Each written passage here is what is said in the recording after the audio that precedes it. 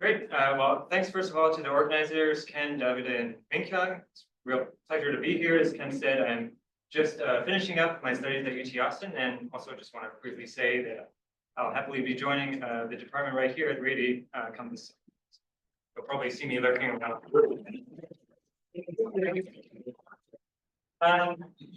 So I'm going to be talking about pricing the right to renege. So I just want to start off by motivating this problem, why do we care about it, and why specifically search markets. And so when we think about search markets, particularly decentralized matching markets, the search in those is going to be sequential in nature. So we can think of, for example, canonical models of labor markets, like the McCall model, where employees are looking at different offers in sequence. They don't necessarily know what other offers may come in the future when they're deciding which offer to take. So in these markets, that can generate what I'll call a timing friction. So there's going to be a bias towards the earlier matches or the earlier possible matches instead of the best matches. So what can we do to resolve this problem? So in some markets, particularly smaller ones, you can implement some kind of centralized matching process like the National Resident Matching Program in the US that's been very successful. Other instances where they've tried this have failed either due to the cost of the implementation or the continuous enforcement. So some examples there in the literature. And so instead, what I'll be focusing on is what I call the right to renege. And you can just think of this as, first forming a tentative match, and then you agree in this tentative match contract that at least one of the parties has an explicit right to renege. That lets them continue searching if they find a better opportunity later. On the other hand, the other party may lose out on some opportunities while kind of preserving this match, holding it in place. And so, this right to renege is something that is being transacted, and because of that, we can think of, what's the right price for this right? And there are going to be two perspectives here that I'm going to think about. One is from the perspective of, say, a firm that's offering this right to renege to, a bunch of different people, and also how that might compare to a social planner's perspective. So we can think about, is the market for this right to renege efficient by itself, or do we need to think about some regulation? So to get a little bit more concrete, because right to renege sounds very abstract, the kinds of right to renege that I'll be talking about are cancellation policies. So you're probably, you're here at this conference, you're probably familiar with the airline and hotel types of cancellation policies. Even the conference had a cancellation policy. Those are generally going to be these customer-facing cancellation policies, and they're often just some kind of, monetary fee. Now, what I want to point out, and what I'm going to focus on in this paper, is that there are also kind of worker-facing cancellation policies, particularly in the growing gig economy.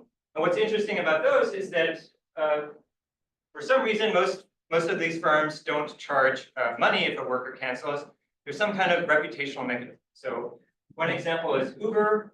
They say that if a driver cancels, it's going to affect their Uber Pro status. That has certain benefits on the platform in terms of, being able to, for example, I think see the destination of the ride before accepting and things like that.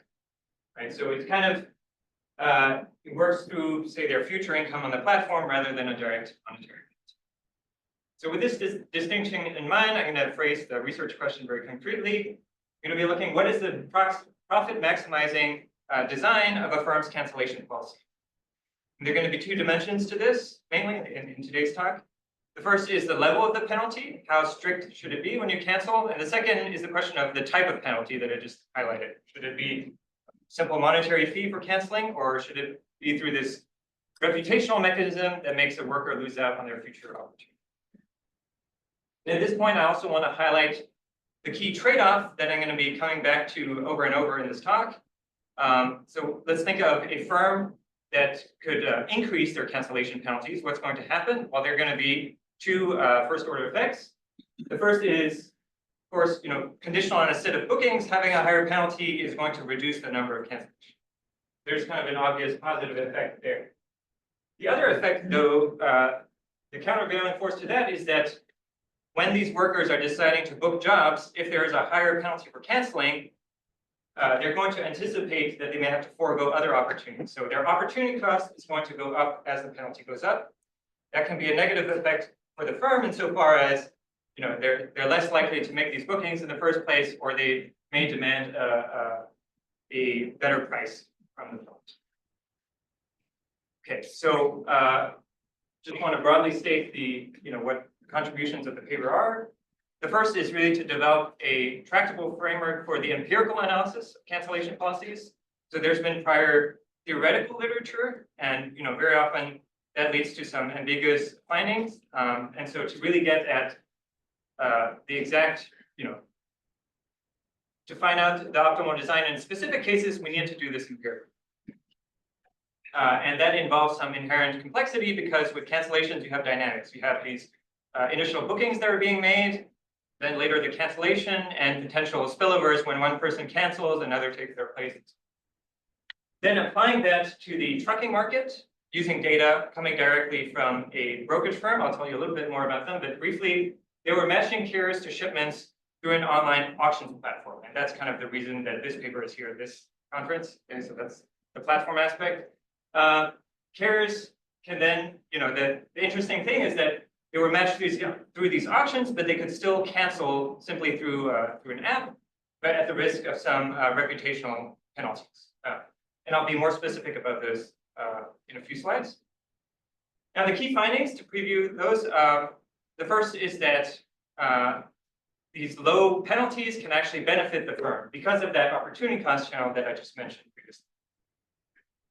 So it turns out that the brokerage policy with pretty easy cancellations, that is relatively low penalty, is nearly optimal. On the other hand, if they were to switch to monetary penalties, think airline cancellation fees, those would be much higher than what is socially optimal. So if you've ever felt that the airlines are ripping you off when you're frantically trying to change your flight, there may be good reason for that.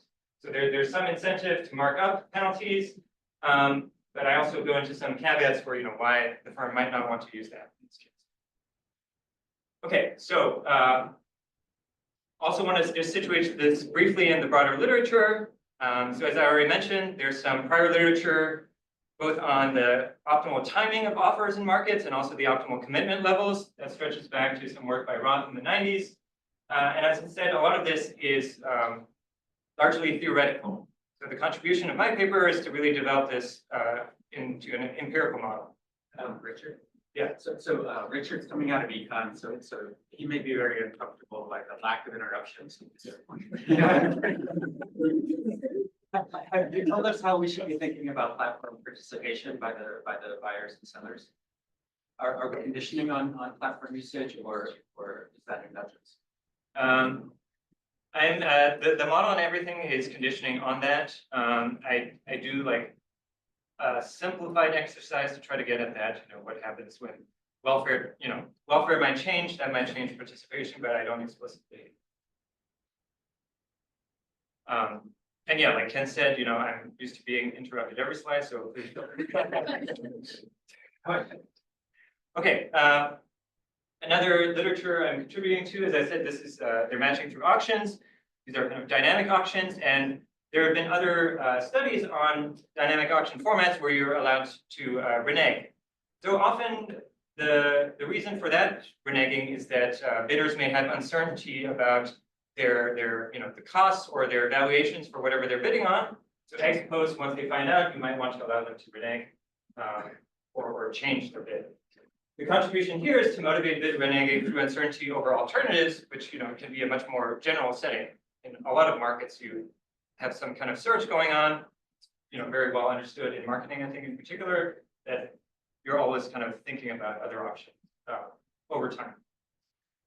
Finally, there is kind of this growing literature on the I/O of trucking. I apologize. I should also add Yingkang's paper there as well, but a lot of this prior literature has kind of looked at contracting issues in the trucking market. And often a thing that comes up is that while these contracts are very flimsy, people are always allowed to back out of them, and that's kind of a problem. But my contribution is to say, well, in this trucking market, there's actually a very high value to allowing for flexibility in contracts.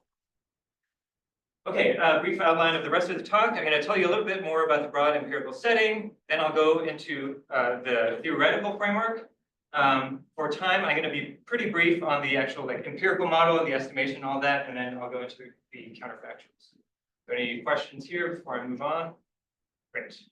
It might be a dumb question, but trucks break down, right? So even if you didn't give the right to Renege, a driver may say, my truck won't move, I can't fulfill the contract. So Yeah. is it realistic to take away the right to Renege? So that's a good question that, like, there are these extreme events. I would argue, like, these extreme ones you could think of, having an excused, like reneging with some kind of excuse, right? It's like school children, they come, they don't show up, they need a doctor's note or something. I think for these extreme things, it might be reasonable to require some evidence. Yeah. What if there is a mismatch between the items and the vehicle? So for example, it overloads and then the driver cannot do the work. So I think, so the trucking market I'm looking at is the full truckload market in the US. It's fairly standardized in terms of, like, there are, like, federal regulations on the maximum wage, things like that. So I don't think you're not going to have, like, mismatch as a kind of an impossibility. I think not very often. Okay, so starting off with the broad empirical context, the trucking market in the US, as I just said, it's going to be the full truckload market. And in the US, 3/4 of all domestic freight is transported by trucks. So really crucial to the economy. And it contributed over 500 billion to the US GDP directly in 2023, I think. A couple things to note about how the market is organized. One is that it's highly fragmented on both sides of the market. So of course, on the demand side, there's all kinds of firms that have demand for trucking services. But equally so, on the supply side, there are many, many small trucking firms. So 91% of carrier firms have less than 10 trucks in their fleet. And I think 50% have just a single truck. So these are owner operators.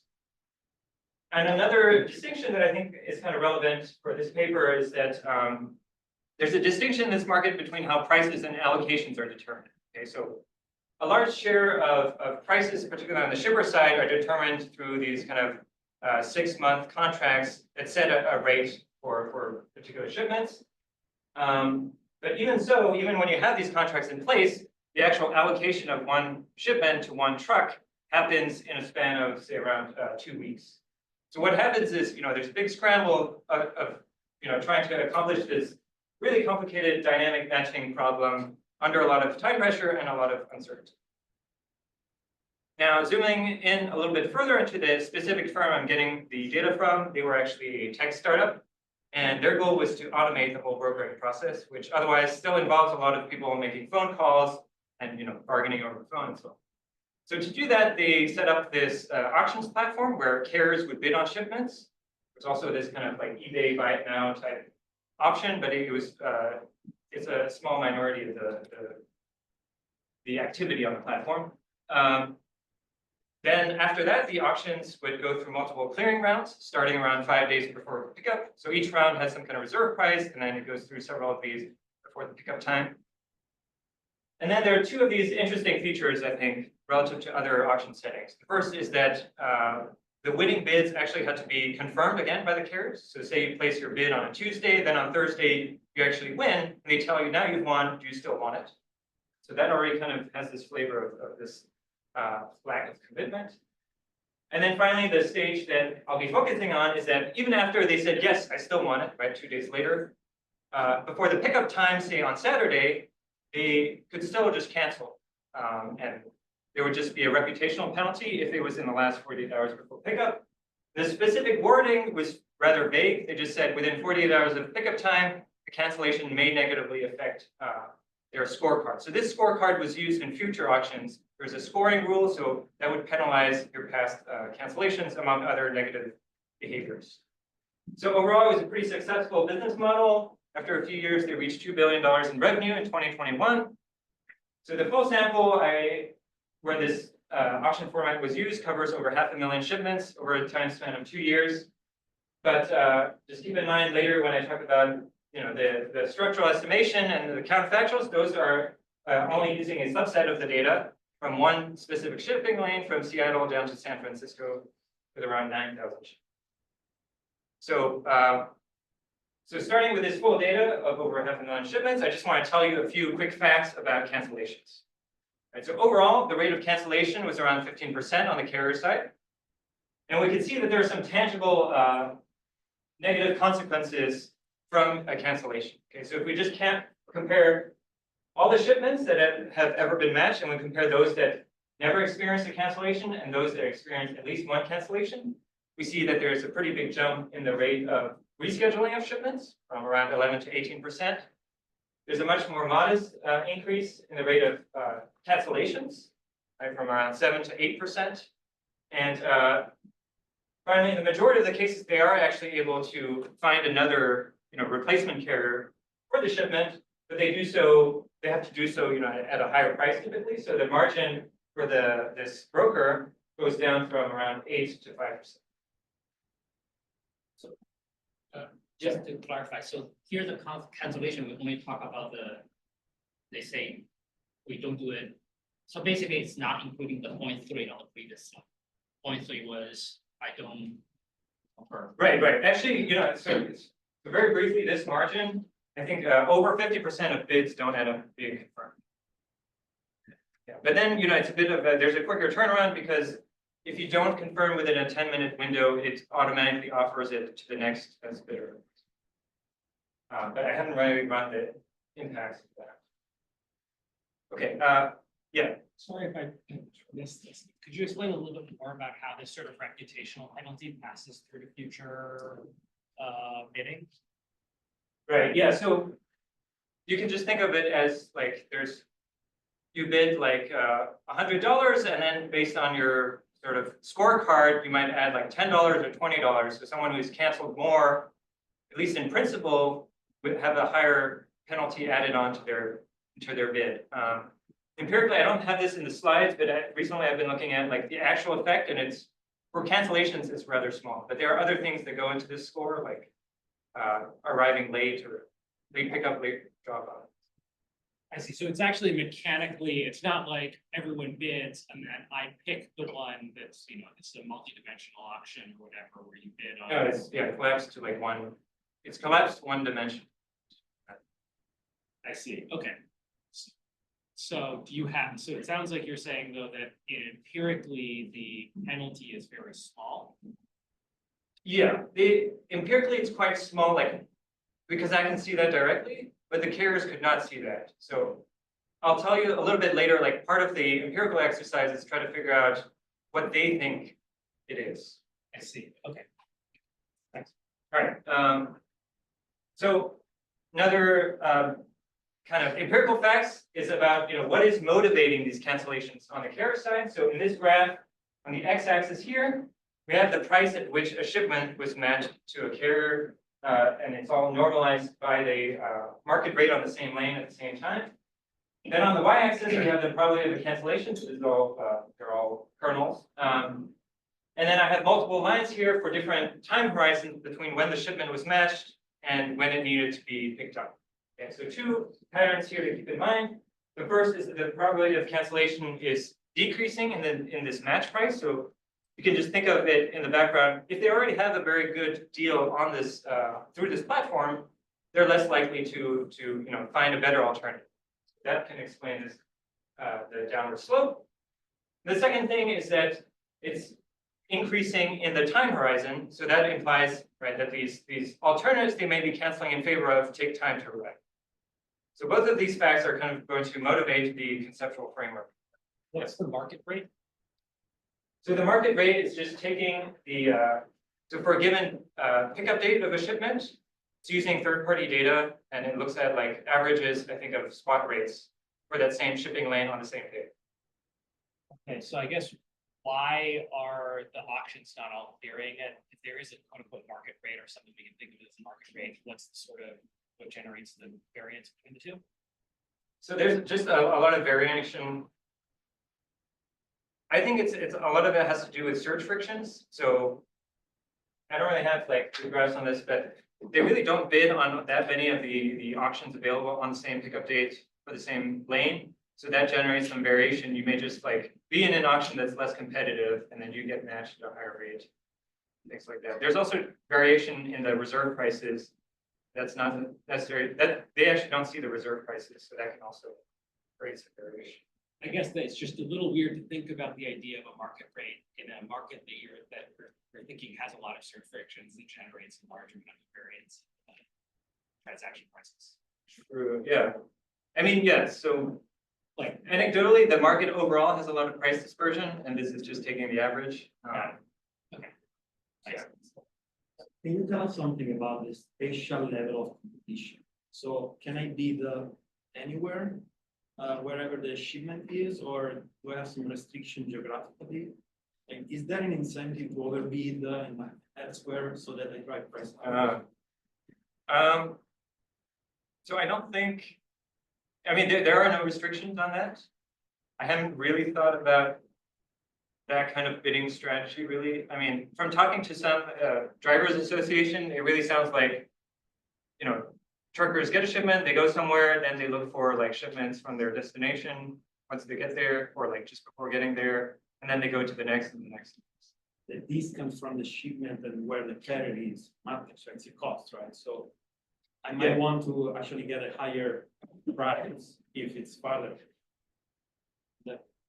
Right, yeah. Yeah, so Maybe if you have data on the location, extra now.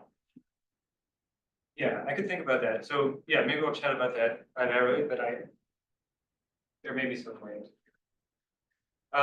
So like I said, this is going to motivate the theoretical framework that I'll talk about now briefly. So for simplicity, just think of the platform just auctioning off one shipment here, this trailer on the left. They have 5 days to do so before it needs to be picked up. Then with 5 days to go, there are two truck drivers that arrive to the platform, and then the next day they place their bids for this shipment. And the day after that, each of these truck drivers receives an outside offer. So think of it mainly as, you know, offers outside of the platform, which seems to be the majority of the cases. And so if they were to take this outside offer, they're essentially dropping out on their bid. The next day, the platform attempts to clear the auction with whatever bids are remaining, assuming it meets some reserve price. And finally, even after clearing the auction, the truck drivers again receive some outside offer. And at that point, one of them may be matched already, but they still can decide whether to cancel and incur this penalty. Penalty here is the main policy object of interest. So just to remind you kind of the trade-off I mentioned earlier, but now in the context of this model, if the firm were to increase the penalty, well, the forward-looking truck drivers, when they're bidding, they would see an increase in their opportunity cost that would drive up their bids. On the other hand, once they are booked to a shipment, then a higher penalty would reduce the rate of cancellation, so there's a positive effect. So very briefly here, but yeah. Can the drivers see each other's bids? What sort of auction is this? No, they have very little information. So they don't see how many other bidders there are, what they're bidding. They don't see the reserve price. They really just see kind of the shipment characteristics and kind of this the buy down price. So most of them will only bid once, just submit one bid because like there's no other information updated. They will probably not change their bids. Yeah, so in principle, they could change their bids, and I think theoretically you may want to do so as time goes by because like your kind of opportunity costs are going down. But empirically, I see very little change in the bids. So I'm going to assume we. Do you see that the same driver may submit bids in multiple auctions, and if you run multiple auctions, how would that work if it's similar dates or not? I do see that, yeah. So there's some kind of synchronization, like these clearing rounds are at certain times, so they may kind of choose, but I think very often they might win one and then win another later. They cancel the earlier one, they take the newer one. So some of this outside offer is just like within the platform, but it's around, I think, a quarter of these cancellations. And just a clarification, following up on Ben's point, what's fixed is the arrival rate of demand and also the number of, in this case, 2 trucks. Is that what's being held fixed? But the other decisions are being done, right? Yeah, that's going to be kind of fixed. Actually, yeah, let me just take that into the next slide. Real quick, like what are the model primitives? And this is the stylized one, but it's kind of the same, the full one. There's going to be distribution of carrier cost, distribution of the platform shipment value, so that's kind of the demand part that's being held fixed. And then there's going to be this distribution of outside offer prices that are being held fixed. So in some sense, like there's this rest of the market that's being. And then the kind of part that's moving around, like the policy object is this penalty, I'll refer to as kappa. Just a distinction here, like either it can be a monetary fee, so in that case, this kappa is a transfer from the carrier to the platform in the case of cancellation. Or it's this reputational penalty that I capture in reduced form simply by saying it reduces the carrier utility only. So it's kind of like this money burning effect that you see in like relational contracts and so on. It's approximating the change in their discounted future value of work in the platform. And let me just finish this slide and I'll get to their question. And finally, like the endogenous objects of software in the model are going to be the carrier policies of optimal bidding, and then they're going to have some reservation thresholds that determine which of these outside offers they take. And the equilibrium object is going to be the conditional win probabilities in the options. That's a typical way of equilibrium. Yeah, Carl. So if you flip back just one slide, sorry, Oh. one step in the slide, I guess. On reputational penalty, I think it's pretty common for auction bidding mechanisms to use some sort of scoring bid weight. And you don't see reputational penalty as a bid weight used to determine the bid auction. Like it's a institutional detailer. So these firms don't use that process at all. They don't use Faltings groups. Or what do you mean by the bid weights? Or Something that analyzes the like lowest scoring reputation, right? Yeah. so yeah, Yeah, it interacts. Like add-ons. So you could assign, you could downweight somebody's bid, and that would affect their payment, especially determining. That depends on how payment. Point is, there are quality score options. They're commonly used in a lot of industries, so that's why I was wondering whether or not they have. Yeah, so it is, there's this scoring rule that is based on, in part, like past cancellations. I don't really like condition. So in the model, the carriers don't condition on their score just because they don't really have much information on that. There's also just like keeping the model somewhat manageable. But I think he's asking about the platform's mechanism. So do your past cancellation determine which bidder wins the auction? Yes. So in principle, like two carriers that bid the exact same, but one has canceled like one more time than the other, the one who canceled less is going to win. That's kind of mechanically what happens. So that winner being the mid bid isn't necessarily true. That step you listed. Yeah. Because it depends on the quality score assigned by. Yeah. The bidders know their quality scores, they know the mechanism by which their quality. No, they have very coarse information on that. Basically, like at some point, if you're so low, like they're telling you, we might kick you off the platform. So it's kind of like excellent, okay standing, and like danger zone, that's sort of the thing. So yeah. Just to finish the point, another way to model this or think about conceptualize this, how do I optimize that quality score? As Right. opposed to changing payments and fees and prices. I mean, Right. payments will change as you change the quality score, but that's just a different mechanism. Yeah. Yeah, I think, yeah, I have some like, I'm working on some new evidence on like what happens empirically that's not in the slides, but we can talk about it. Yeah. There's some interesting questions. Okay, so that's kind of the basic setup of the model. Using this kind of simplified framework, we can already think about, what might happen. And in this slide, I just want to emphasize that theoretically, the optimal policy is going to be ambiguous. That's going to motivate why I do things empirically. So think of two different worlds. One in which the outside options are very similar, so that distribution of outside offers has a low variance. And then in the world number two, there's a high variance of these outside offers. Okay, so you can also think of low value of flexibility in world one. So what happens to world one? So in this graph on the x-axis, we're varying the cancellation penalty from 0 to an arbitrarily high number. And then on the y-axis, we have platform profits, carrier welfare, and the sum of the two So different lines. And what we see in this world is that the optimal reputational penalty for the platform is set very high. Right? So essentially they want something like full commitment. On the other hand, what's best for total welfare and for carriers is to set a reputational penalty of 0. But the good news is once this value of flexibility goes up, right, then the actual change in carrier welfare as you increase the penalty is greater, but there's also more of that pass through in the form of higher bids to the platform. So what ends up happening is they would set a optimal penalty of 0 in that case. Right? So essentially there is some alignment of incentives in the more extreme cases here.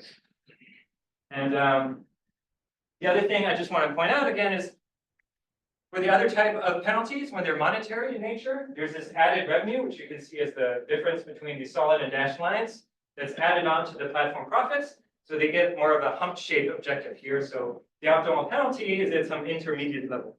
But still, in both cases, it's a little bit higher than the welfare maximizing penalty. And it also responds a little bit to the to this variance of the outside offers. So those are kind of the theoretical results. Now let me go fairly quickly. I'm not sure how I'm on time. About 2 minutes. 10 minutes. All right. Okay, so very briefly now, we know theoretically ambiguous. How do we do this empirically? So what I showed you for now is just kind of a stylized model. To take this to the data, we want something more realistic, right? So for now, for carrier behavior, we're describing the optimal bidding and reneging. And then there's this notion of platform equilibrium, which is just the option clearing. So what we're going to add to take this to the data is first really like much richer dynamics. So we're going to allow for the shipments and carriers to arrive to the platform in random numbers and at random times. And we're also going to allow carriers then to have different kinds of options. There's no longer just one shipment, so there's going to be some process that determines randomly like which shipments they've used. This is kind of the search process that I don't get too much into. But then, conditional on seeing a shipment, they choose whether and how much to bid. They can also just ignore it. But then, conceptually, like these things get more complicated, but there's also optimal bidding and reneging going on, and there's also this process of outside offers in the background. And then also very briefly, for time, I'm going to skip the whole estimation part, but there's some maximum likelihood that's based on these kind of optimal bidding and reneging in the model, as well as kind of a separate offline GMM procedure to get some of these dynamics from the platform. Okay, so just before getting into the counterfactuals, 2 of the outputs of the estimation that I want to show you. So going back to Ashwin's question earlier of, what is this penalty really? So one of the things I estimate is the actual perceived reputational penalty on the part of the carrier. So in this graph here, we have days until pickup. So the penalty can vary, the perceived penalty can vary according to how much time is left before pickup. And then the y-axis is the penalty here, expressed again in the percentage of shipment market rate with the caveats I mentioned earlier. And what's interesting is, the stated policy was the penalty only applies for cancellations in the last 48 hours. So we do see the highest jump exactly at the 48-hour mark, and there's some more modest jump just before that. Maybe there's some uncertainty about when exactly the 48 hours kick in. And the other thing to note is that the overall level is pretty low. So think of shipments that are, the rate being around $1,000. That's a good order of magnitude. Then these penalties are on the order of like $35 at worst, which seems fairly small compared to what you see with like airline cancellations. The other thing I want to show you is, recall that in the theoretical model that the variance of these outside offers is a key determinant of the results we'll get. So this is kind of a representation of the variance of the outside offers that I estimate. Okay, so here I have the outside offer payoff expressed in the percentage of market rate, and then I have these densities representing the maximum outside offer that a carrier gets conditional on getting at least one offer.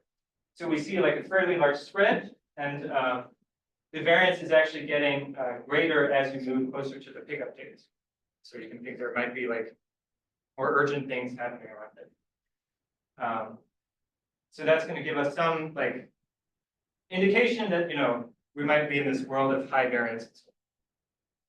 So that brings me into the counterfactuals to kind of wrap up. So recall, we're trying to think of the optimal penalty level and also the optimal penalty type. So the approach is going to take that status quo penalty, the staircase I showed you, and vary it up or down. So we just get like a linear thing. And then for each of these, numerically solve for a fixed point of these equilibrium wind probabilities. So kind of repeating what we saw in the theoretical model here in this graph. On the x-axis, we have different levels of this penalty in terms of like fractions of the market rate on the last day, basically, increasing staircase. And the y-axis is the profits in blue, carry wealth in orange, and the sum of the two in green. And we see like with this kind of high variance, the platform does find it optimal to set a penalty at 0. So I just want to go a little further here, try to kind of decompose this to different margins, think about where it's coming from. So roughly you can think of profits here as the number of successful matches times the average margin that the broker makes on those, minus what I'll call some indirect losses. So this is capturing the fact that if they're not able to match a shipment and it has to be rescheduled, the client's not happy, they may not renew their contract. So they looked at that, in their past data, and they came up with a number which is around 10% of the shipment rate. So that's what I'm going to use. So starting with that first margin of the number of matches, we can further break that down to the number of initial matches minus the number of cancellations. That gets us the final matches. So we see that as we increase the penalty, there's an effect on both of these, but it's the effect on the initial matches dominates the effect on cancellation. Right. So overall, the number of final matches is already decreasing in the penalty. Right. And so hold the other things fixed. You can see profits are declining that, except this very small hum at the beginning, which actually is more or less the status quo. Then if you add in like the intensive margin, the little average margin, it goes down further and it gets even steeper once you account for indirect losses. The other thing we can think about is the optimal monetary penalty. So that, as I said before, there's now a hump shape, and the optimal monetary penalty for the platform is at this intermediate level here. That's much higher than the actual optimal social planners penalty, which is just around or exactly at 0. Okay, so here there's this substantial markup that would be going on if they were to switch to that. So just put some numbers on that. So here is kind of like these different outcomes, all expressed in fractions of the average market rate. So essentially per day on this lane, they were getting around 8 shipments worth of revenue. But of that, their profit was only half a shipment. So their margin around 6% is much lower than what is typical for brokers. On the other hand, carrier welfare was much higher. So this already gives some indication that maybe they were at this growth stage. So they're trying to bring in carriers to the platform, back to Ken's kind of question. And so their short-term profits may not be their whole objective function here. If we move to the 0 penalty, which is optimal, there's a slight increase in total welfare, around 3%. But again, this is an enormous and very important market, $500 billion. So even this is kind of I think, a very worthwhile thing to achieve. On the other hand, if they use this optimal monetary penalty, their profits could go up by 50%. Right? But carrier welfare is going down. So that maybe gives us an indication of why this firm isn't using them. So I'm going to go very quick on like a little exercise here to look at that story. So, the downside here, carrier welfare goes down. There may also be some transaction costs going on. So as a proxy for, properly modeling carrier participation, we're going to just think of the platform maximizing some weighted objective of both their own short-run profits and carrier welfare. So you have kind of these convex combinations here. And you can see that as you put more weight on carrier welfare, the optimal monetary penalty even is going down. If you were to add transaction costs to that, well, then the optimal penalty is at 0 for even a smaller weight on carrier welfare. Okay, so this just kind of summarizes that, different levels of transaction costs, different weights of carrier payoffs on carrier welfare. So transaction costs alone, they can't really rationalize having a penalty of 0 because they can actually pass through some of those transaction costs.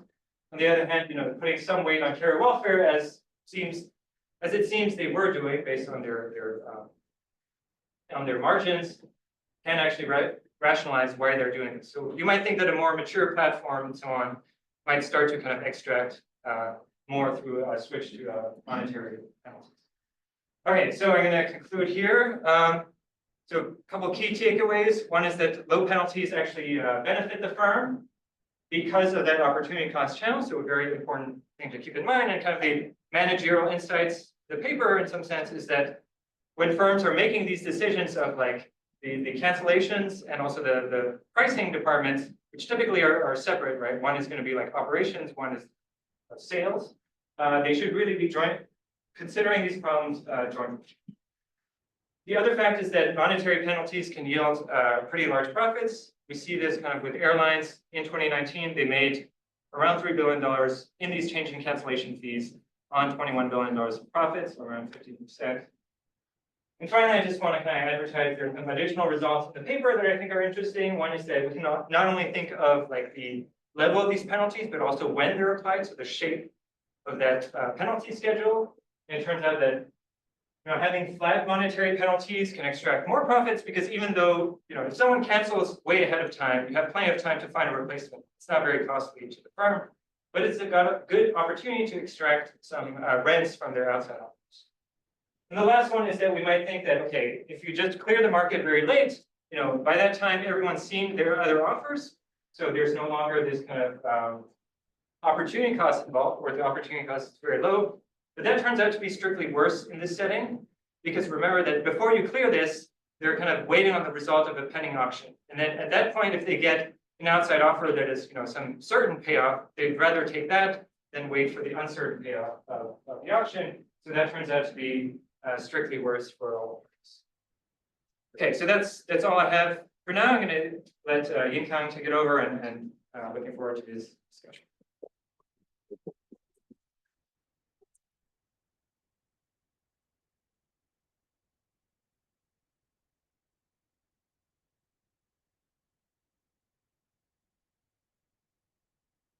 So hi everyone, I'm Yingkang. So I'm assistant professor of marketing in WUSTL, and I want to first thank Ken, Davido, and Min Kim to invite me as discussant this year. So 2 years ago, I presented my job market paper in the same exact workshop of platform analytics, and then 2 years later, now I have this luck to discuss Richard's paper, which is also a job market paper for him. And I know it's a bit odd to talk about my job market paper when I'm a discussant for another one's job market paper, but in a minute or two, you will see the relevance, okay? First, I work on this topic called disintermediation. So what happened is that drivers cancel the shipment in the trucking industry and then collude with shippers to continue the job of the platform. To put it in plain English, is basically they cut out the middleman, they cut out the platform so that they can avoid paying fee, right? And then right now my paper is under the second round review at marketing science, and during the major revision, here are the comments from my reviewer. So my reviewer says it is really interesting to figure out what can firms do about this intermediation or cancellations in general. Here is his or her suggestion. In reality, penalty for cancellation is a popular incentive alignment mechanism that many firms employ. For example, Uber has cancellation fees, and Uber decreased ratings for drivers and consumers with a cancellation. What do you see here? Is we see monetary penalties. We also see reputational penalties. Basically, my reviewer is suggesting penalties as a solution for the disintermediation problem. As you see, this is very relevant to the talk today. And I would say that this paper is all about optimal penalty design, right? And then it is very credible for me to make the following statement, because this is a paper that I wish I could write, given the suggestion from my reviewer, okay? Now, I think this paper makes a lot of great contributions. So first, it differentiates reputational and monetary penalties, right? And both are very practical approach as suggested by my reviewer. Then there are trade-offs were not well studied in the past literature. So I really enjoy reading this paper. And then the welfare analysis highlights the value of non-binding agreements being a contractual flexibility for market efficiency. So this is cool. But I guess Richard can claim more contribution as evident by my reviewer. You can basically think about disintermediation as one of the outside offers, right? So this is one type of many cancellations that the drivers and consumers can do. So I see that Richard tried to rule out the disintermediation in the paper so that it make the cancellations pretty clean. So there's no disintermediation on this platform. But at the same time, right, I think if we acknowledge that disintermediation can happen in other companies, right, then the platforms can actually use this optimal penalty decision as the stone to kill two birds at the same time. Okay, it can help. It doesn't have to eliminate all the cancellations. It doesn't have to eliminate disintermediation, but it does help increase profit for the platform. So this is my point I'm trying to make here. This is my first comment. You can claim for more contribution. Awesome. Then now I get the luck to have very constructive reviewer. We don't know if you get a nice reviewer or not. So I want to give just a very brief recommendation on how do you plan your reviewer tools. So definitely there are some interdependence between auctions. For example, drivers can bid more aggressively for a return trip. So say like you secure a job from San Francisco to Seattle, right? Then later on, you might bid more aggressively by providing a lower than usual bid in the return trip, okay? So in these cases, the error terms might be well correlated, and then that would bias estimation of the cost for the particular driver. But I do appreciate that this paper wisely focused on single shipping lane. If you remember, the structured estimates are all based on the single lane, meaning just from Seattle to San Francisco.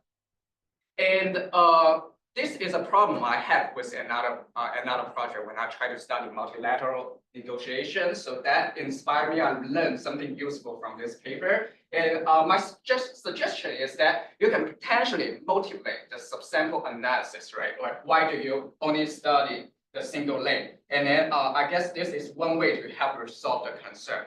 So this could be a small motivation on how you can particularly motivate the subsample analysis. Another thing is about changing bits for the time being. Rich already did a good job answering my questions, so I will skip this line. It's just little details on the estimation part. And I don't think it's a big concern, but I suggest some robustness check on that. So basic idea is that in my other project, right, I see that driver first submit a very low bid, say like $100.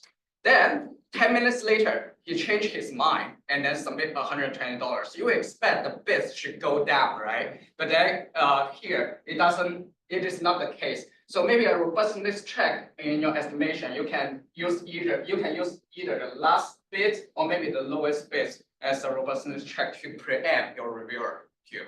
Okay. So now let me get to my third comment on food for thought. The title is a bit complicated. Incomplete contracts in contractual flexibility. I would tell you what I'm thinking about this. So this particular slide is beyond the scope of this paper, but I think it's something interesting I want to discuss. I don't know if you have learned about this paper or not. Richard read this paper a few years ago based on our conversation. So there's a paper called "A Fine is a Price," and then the example is super interesting. So basically, in the daycare centers, right, some parents come in late. So that would force a teacher to stay up maybe like an extra hour to take care of their kids. Cool. So that in this field experiment, these two authors introduced a fine for late coming parents. And well, the expectation is that by using the fine as a deterrent, you will reduce the numbers of late coming parents, right? But the deterrence didn't work. It unintentionally increased the number of late coming parents. So which is a counterintuitive insight, but super interesting. Okay, so what's my point here? my point is that reputational penalty is an incomplete contract. So in Richard's case, right, the disclaimer read like this: a cancellation may negatively affect the carrier's scorecard. This leaves room for interpretation, and then it allows the possibility of a more negative consequence. Okay, so the contract is not specified. We need to think about the information set. And as what Kyle mentioned in the ad option system, right? Just fit, I'm stepping back right now and thinking about bigger picture thing. In real-time bidding, all the options are high frequency. So the advertisers are able to learn exactly how the rules are if they for their ad quality score. But in the case of kindergarten, you probably won't be late for every time, right? So the parents don't learn exactly what's the rule if they are late. Or maybe in the trucking company, right? The drivers do not necessarily know the exact rule when they cancel on the shipment. So this is a contract with incomplete information. It's an incomplete contract. In contrast, right? Monetary penalty could provide new information. It specified a price of cancellation, so that leaves no ambiguity. So I think this is a very interesting. There's a very interesting idea to study the mechanism of how reputational penalty works in contrast to monetary penalty. I think this is a pretty cool story to share about. So some final thoughts. This is a clearly written and thought-provoking read. So when I read the paper, right, it triggered a lot of new thoughts from me. And then I think in the real world, right, these cancellations and outside options are super complicated. But Richard did a really amazing job to try to use a credible and minimal viable structure model to capture these dynamics. And I have some other final thoughts. So other future explorations, right? We can use Richard's paper as a centerpiece and then explore things like, would drivers take on more jobs to repair their reputation? So it's like for the reputational mechanisms, right? Then they might take on more jobs, but for cancellation fee, you don't have to do that. In contrast to the reputational penalties, does the fine reduce auction participants? So basically our intensive margin, right? This is kind of different. And then it could potentially discourage aggressive bids. So this is another interesting angle. And lastly, I was also thinking about what's the difference or similarities between applying for cancellation versus an upfront fee for lead generation fee, because these are common pricing structure in the industry as well. So with that, thank you for having me as a discussant.